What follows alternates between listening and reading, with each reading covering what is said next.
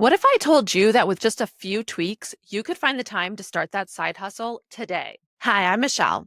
I'm a mom, wife, and entrepreneur. Over the past 5 years, I've built up a bookkeeping business from nothing to multiple employees and a marketing agency to multiple subcontractors. And over these years, I've had 4 children, which left me managing these businesses through postpartum, through maternity leave, and all of it without $0 spent in daycare. And now I like to help moms make that money without sacrificing family time. And in this video, we're going to go over 5 things that you can do to find the time to start that side hustle now. Tip number 1 is using organization planners and tools. Okay. I use these all the time. I actually created my own planners using Canva, but what I do is I use these tools to keep track of everything. I have a Google Calendar that I upload onto my phone, and my husband has the same calendar in his phone, so he knows what types of things I'm doing and on what days. And I just use that time to go over my tasks that I need to do on a week-to-week basis and write everything inside my planner so that I'm on top of all the tasks that I need to do, so that I'm aware of when deadlines need to be met, and so that I can manage the tasks of running a business while also running a household. When you're looking at planners, I also highly recommend finding ones that have habit trackers in them. I found that to be especially useful when I have things that I need to do on a consistent basis, such as sending out daily emails to my email list, making sure that I'm posting so many times a day, posting on TikTok, these things that I do every single day. It's really important to make sure that you're keeping up with them and making it a habit. So I found habit trackers to be a huge thing that we could work towards as well, to just help make that a lot easier to keep track of. And I found that this was especially helpful because without this, I felt that my whole life and everything that I was doing was just crumbling down around me. Having lots of kids, having to manage their schedules, homeschooling, cooking, cleaning, meal planning, meal prep, all of these things, it can be a lot on your mind. And I think a lot of times, especially as moms, we tend to carry the mental load of the household. And so when we have to carry the mental load of the household plus the mental load of running it can be really disorganizing and really difficult to do. And so I found that having planners and using these tools, using project management tools as well, Asana is a very popular one. I like Debsato is also a really good CRM program, but having different CRM programs that help you keep organized in your business while also having calendars that you can use and planners to just help organize everything that you have to stay on top of really helps ensure you and set you up for success. Tip 2 is time blocking. So now you've got your organization schedule down pat. And what we want to do with that is come up with time blocks. And basically what that means is you take chunks of your calendar and you block off time to do specific tasks. So the way that I do it, like just to give you an insight into my calendar, is the first chunk of the day is my getting everybody ready for the day. Right now I have 4 small children. My oldest is 6 at the moment. And so they're very little. They need me to do a lot of the things for them. And so the whole morning up until about 10 a.m. is all family time. And that's where I wash everybody up for the day, brush hair, brush teeth, make breakfast, clean up breakfast, hour of homeschooling in the morning. All of that is done before 10 a.m. And then once 10 a.m. comes around, we open up a 2-hour time block from 10 to 12 where I get into work mode and they have free play. So I allow them to free play. I'll set up the kids, my younger kids, so that they're safe, babies so that they're napping, and they're all contained and doing their thing. And I can be here working and doing what I need to do to grow the business. At that point, I switch off mom brain,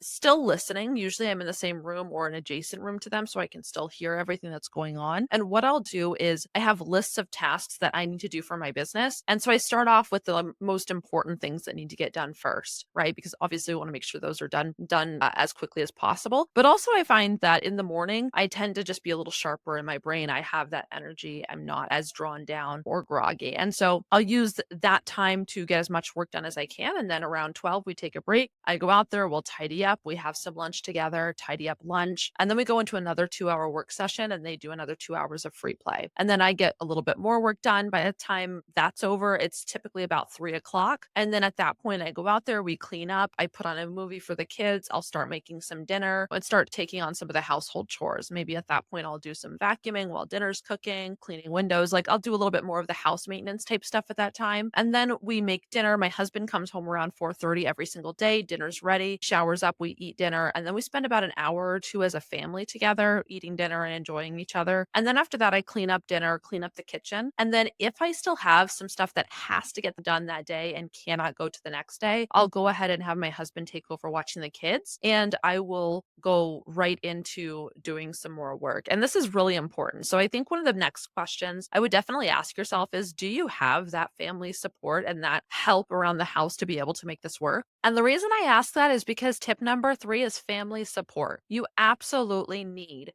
to have your family be able to help you out. My oldest is 6. She's still really young, but she helps out a whole lot. She'll throw things in the trash for me. She'll tidy up toys. She makes sure that if anything's going on that I need to tend to, she'll come let me know. Just having that family support, having a husband who can come home and take care of the kids so that you can do these things. If you've got family nearby, whether it's your mother or your father or aunts, uncles, whatever, that can come over and help watch the kids so you can get some stuff done, that's really important. Or even just come over and support you in other ways. Having a system where you're getting that support of people coming over and taking tasks off of your plate so that you can focus on your business or so that you can focus on other things that need to get done is super, super important. And here's the thing, like we all have so much time on our hands, but at the same time, that time is being used to do things, right? For our families, for our business.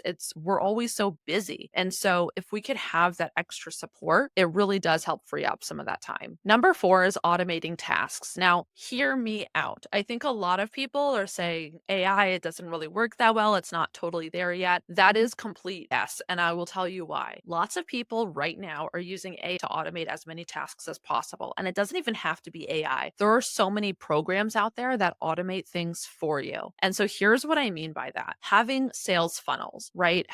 Being able to utilize ads. So instead of having to spend all of your day networking and getting out there organically, if you know how to place really good ads, you can reach a lot of people really fast. And yeah, you're going to spend a little bit of money, but a really good ad, you could only spend $20 a day and get good results from that. So I think it's really important to look at how many things you can automate. There are tools now that has AI that edits videos for you. There are tools out there where you can use like ChatGPT to brainstorm things to help you figure problems out, right? Solve these problems that you're facing in your business and brainstorm and come up with solutions. So you just have to know how to talk to the AI components or even how to use a lot of these systems. But once you have these systems in place, then your business truly becomes plug and play. I will say right now in my coaching business, all I have to do is film the content. I have AI edit everything, and then I go ahead and upload it, and I do all of my content in about 3 days out of the month. The rest of the month is having conversations to sell clients and actually working with clients. That's my time schedule for my entire business. And so I think a lot of times, especially in today's day and age, we do not have to be quote unquote doing it all. All you have to do is have the tools to automate some of these tasks so that you don't have to do it all. Tip number 5. I think this is the most important and crucial tip because it ties everything in together. Create consistent routines. Okay. I think a lot of times as moms, we feel super overwhelmed. We're doing all of the things and it can be really overwhelming. And sometimes when we don't finish something, it just goes on to the next day. And then the next day becomes a big cohort of all the things we got to do. But here's the thing. In order to be successful and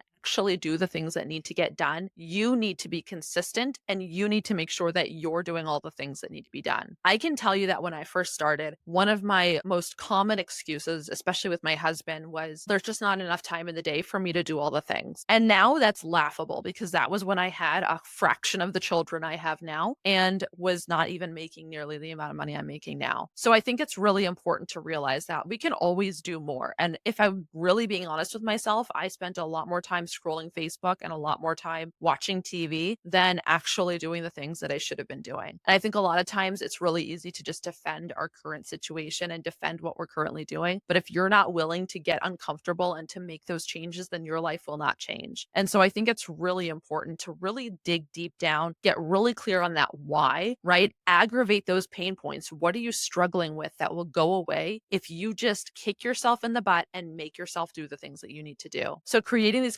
consistent routines makes a large part of our routine very habitual. And once it's habitual, it becomes super easy for us to do because it's just a part of daily life. So be consistent with those routines. Do what you need to do. And if you're struggling with any of this, definitely go down into the description. I've got a link for a free community that I think you will absolutely love. We've got tons of workshops, a free course, and even free weekly coffee chats that we do where I can help you work through any of these pain points and set these systems up for yourself. Thank you for tuning in, and make sure you like this video and subscribe.